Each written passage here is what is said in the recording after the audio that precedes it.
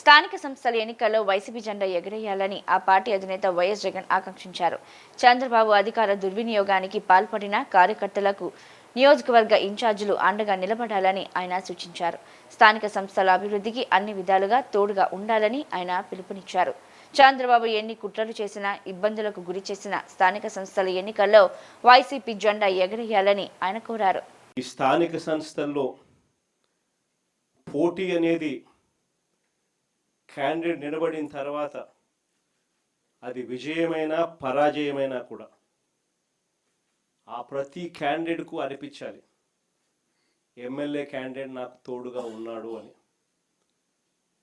ఆ పరాజయమైనా కూడా ఆ ప్రతి ఎమ్మెల్యే క్యాండిడేట్ నాకు అండగా నిలబడ్డాడు. చంద్రబాబు నాయుడు అధికార దుర్వినియోగం ఎంత చేసినా కూడా, నన్ను ఓడించడానికి ఎంత చేసినా కూడా నా ఎమ్మెల్యే క్యాండిడేట్ నన్ను విడవలేదు, నాకు అండగా తోడుగా నిలబడ్డాడు అన్నది ప్రతి కార్యకర్తకు అనిపించాలి.